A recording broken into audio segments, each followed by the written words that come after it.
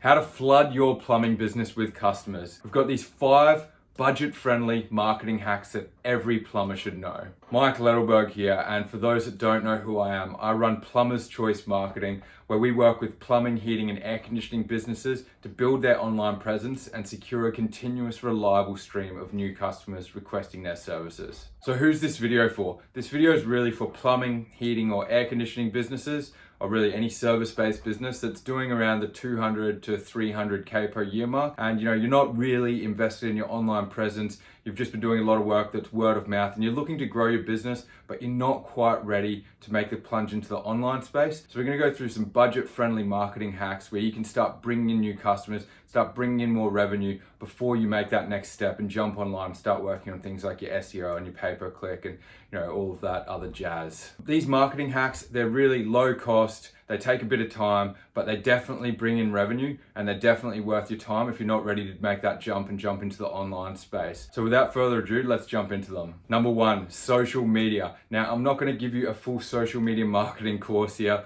but what I'm gonna do is I'm just gonna give you a few pointers, tips, and hacks that's gonna make you stand out from literally 90% of the other businesses on the platforms. So tip number 1 is where 90% of businesses go wrong, and it's promotion, promotion, promotion, sale, sale, sale, install, install, install. It's, you're not giving any value back to the marketplace. You're not giving any value back to the consumers.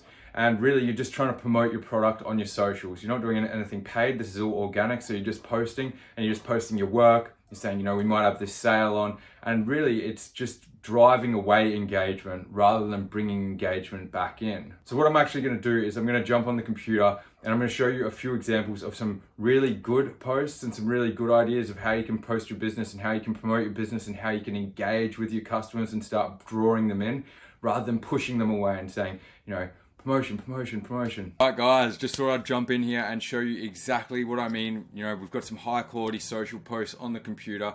I told you where most businesses go wrong. They're either just posting their work, which actually no real civilian can tell whether it's good or bad, or they're posting promotions saying, call us now, buy this now, do this now. And realistically, that's not what people are on social platforms for. You got to remember, why do you go onto social media? You go on there to get that little dopamine hit that you get when you see something interesting or something funny or something enjoyable. And that's what you need to be trying to reproduce for your customers or your potential customers to get them to engage with your content. So I've got a few little examples here, some examples that we've created for other businesses. We've got a little dog here. How cute's that? It's actually a testimonial. So you can see this is for one of the businesses. They've got a Google review and it's like saying this is some really high quality work. But see how that's integrated with a cute little animal of a photo. We've got some Friday facts, okay? So this business is obviously showing it's providing value, it's giving value back to people. It's not just saying buy from me, it's saying, hey, here's some facts about some interesting things that they might work on. This one here, it's maintenance. It's showing people how they can actually maintain something that this business serves or this business installs. They're providing value. This is a reason that someone would come to their social site and be like, all right, I know I'm going to get value here. Got another funny one here from one of our customers saying, our customers telling their friends about how their new heat pump installation, and then it's like Leonardo DiCaprio, how good. This one, burning money. Did you know that you can it's actually a tip, so it's saying how you can save money by doing this thing. That's going to stop you. If you see that, you're going to stop and you're going to read that, and then you're going to say, oh, this business is actually providing me with some value. Okay, another funny one, it's a meme. This one here, another meme.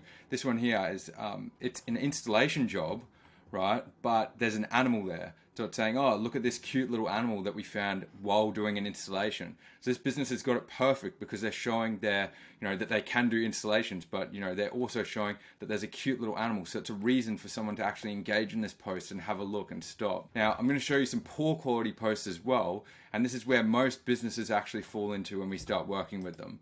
So here's some example low quality posts. Okay, this one here. This person has just done a huge dump and posted, 3+ different services, right? So you can see there's a boiler there, there's a bathroom there, there's underfloor heating there, it looks like an air conditioner there, right? All in one post. And then it says, these are the services we provide, call us now, okay? Who wants to engage in that? No one's on social media looking for someone to do your business. If they want someone, they're gonna go and search for you. So why are you putting this down their throat? This one here, another one, call us now. It's just straight up, call us now. It's a photo of nothing. Okay, why would someone call you now? It's if I landed on that social media page and that was a post I saw, I'd be like, well, I'm going to go to a different page that might have something more interesting, more engaging. Another one here, just plain photos of installations. The majority of plumbing, heating, and business owners fall into this category, and this is where you're going wrong. You need to make it engaging. Think about why you go to the platform. Another one, this is a testimonial photo, but it's like poorly done. It's just a screenshot from somewhere else, and this one here, it's just a photo of their van with saying "Call us now."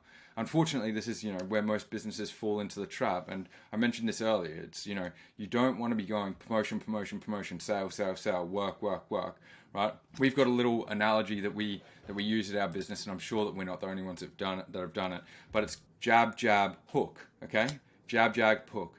The longer you can jab, which is posting valuable content that people actually enjoy, that people engage with, the more times that you can actually hook and ask them to do something. So we try and go, 3 or 4 posts of actually engaging content before we say, hey, we offer this service, call us now. So, with these posts, you're not blending into the crowd.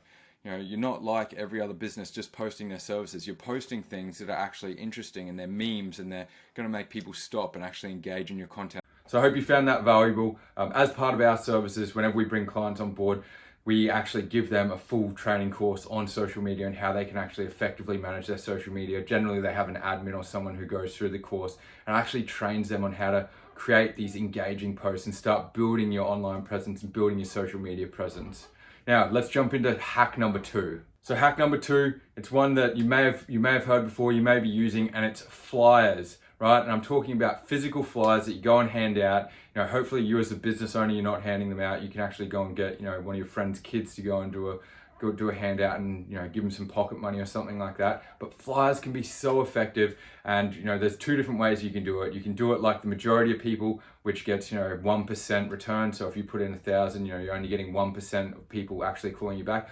Or you can use the tips and tricks that we're about to give you here, where we've seen get 10 to 15% responses from those flyers. So similar to the last one, I'm going to actually jump in onto the computer and I'm going to show you exactly, I'm not going to give you a full flyer, but I'm going to give you essentially a design that you can copy and paste and use for your business, put your business information in there and start handing out these flyers and start bringing in work straight away. So I told you I was going to give you a design of a flyer. Now, I've just pulled this together now, and I can guarantee you that it is not made by our graphics design team. I didn't want to share with you any of the ones that our team has created, but I've got this one here and you'll get the picture. Okay, so first of all, use both sides. Okay, I've seen so many flyers go out where it's just one-sided. Okay, utilize both sides of the piece of paper. It doesn't cost that much extra to print. Okay, so side one, it's all about the business name.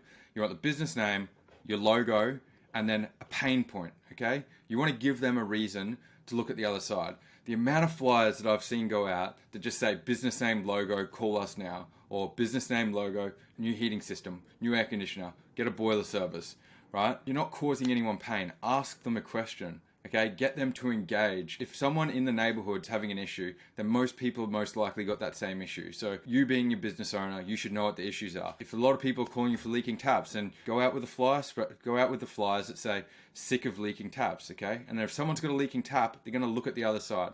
Or maybe it's, sick of my air conditioner making that noise, or something that's going to create indirect pain and people are going to be able to relate to. Then they look to the other side. Now the other side, you've got your logo again, and you've got an offer. Okay, I can't stress this enough. If you put an offer in there, it's going to boost your response rates from, the standard 1% that most people are getting to, that 10 to 15%. So the offer is the first big part, right? I've just got 20% off here. Could be $20 off, £20 off, could be anything, right? Anything that you're comfortable with. And then call today, right? And then you need an expiry date. You want to create urgency.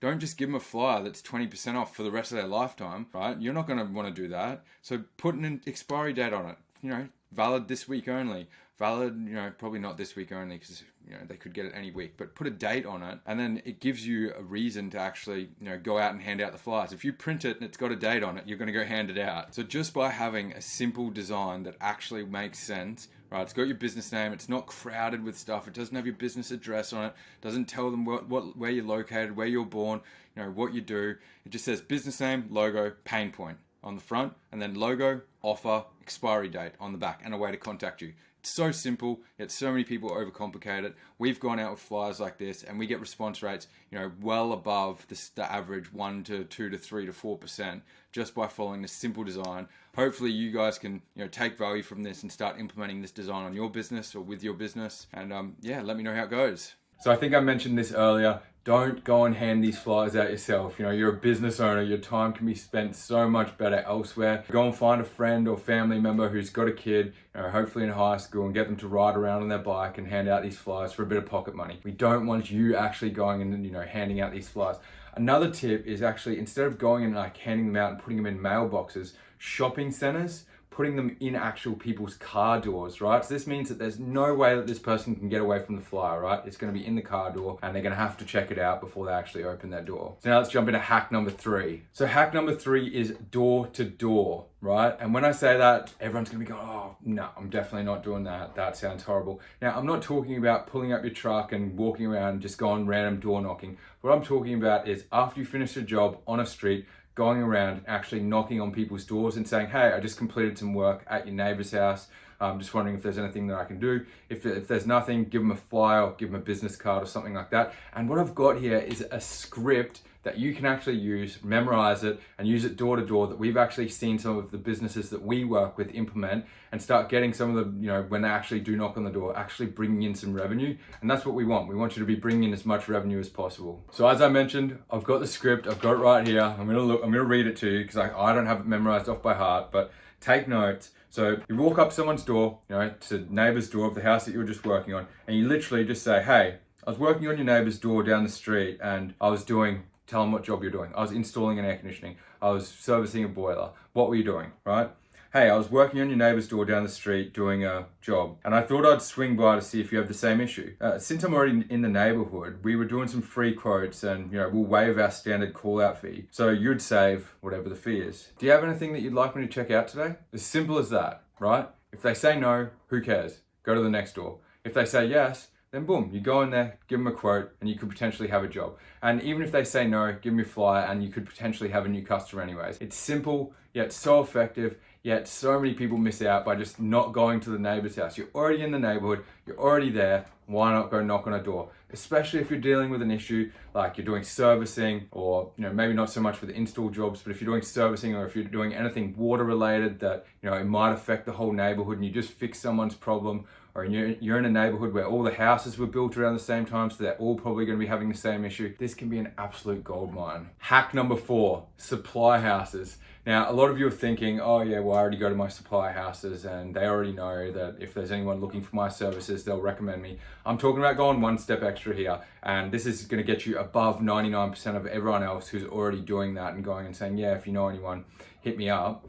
Okay, so what you're gonna do is, it's a very simple step-by-step process. So step 1, you're gonna get some merch made. So that can be a coffee cup, a shirt, a hat, something like that, something that they might find useful. And you're gonna go to the supply house and you're just gonna say, hey guys, I had these left over, I thought you guys might want them. Okay, that's it. You don't leave any business card, you don't talk about work, you don't do anything. You just drop them off the goods and say, hey, thought you guys might need this, or thought you guys might like this, thought you guys could use with some coffee cups. So simple, right? Then you're gonna wait 2 or 3 days, okay? And then you're gonna go back and you're gonna go, oh, hey, yeah, I didn't mention the other day that when I was here, if you guys have anyone looking for my service, would you mind recommending me? I've got some business cards here as well for you.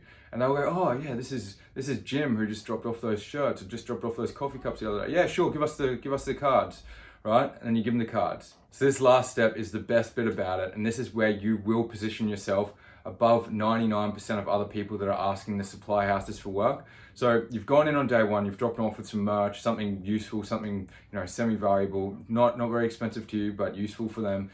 Then you've gone back 2 or 3 days later, you've dropped off your business card. Then a month later, you're in the neighborhood and you drop by with either some cookies or some donuts or something that they can eat, okay? And you drop by with something that you can eat and say, oh, hey guys, I was just in the neighborhood, I've got this left over, thought I'd drop them off. Oh yeah, and if you remember, I was in here a month ago. Would you guys mind, recommending us for anyone that's looking for our services? I've got some more business cards here, right? Give them the business cards, and then boom, you've now got 3 touch points with them. You've given them 2 valuable things. I guarantee you that no one in your area is doing this, and they are going to be recommending you guys every time. A lot of supply houses have got rules where they have to recommend 3 people, but if they've got 10 business cards there, you've given them some merch, you've dropped them off something that they can eat, they're going to be putting you forward almost every time. And worst case scenario, it doesn't work and you don't get any recommendations, but you're going to be 1 step ahead of the game. Now we're down to hack number 5 here, and we're talking about yard signs.